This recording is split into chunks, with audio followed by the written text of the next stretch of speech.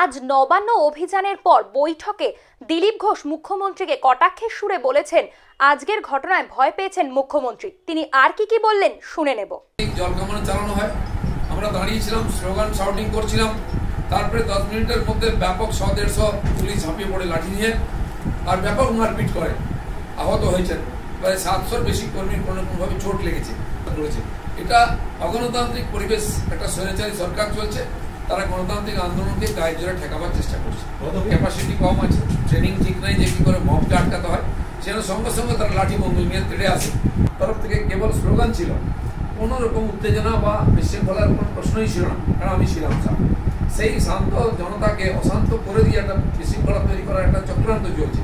তাই আগের থেকে জল কামান চালানো, এয়ার গ্যাস ছাড়া আপনারাও দেখেছেন সব জায়গায়।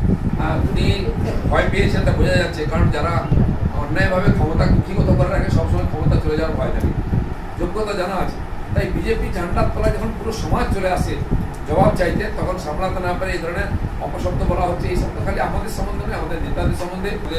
যুব মোর্চার প্রেসিডেন্ট বলেছেন সৌমিত্র খান যে পার্টিরই যুব মোর্চা স্টেট কমিটির একজন মেম্বার, তার ব্যক্তিগত দেহরক্ষী ছিল, তার হাতে লাইসেন্স গান ছিল, সেটা পুলিশ ছাড়িয়ে নিয়েছে আর সেটা ফেরত দেওয়া উচিত। আমার দেহরক্ষীর সঙ্গে আছে, তাদের কাছে গান আছে, লাইসেন্স।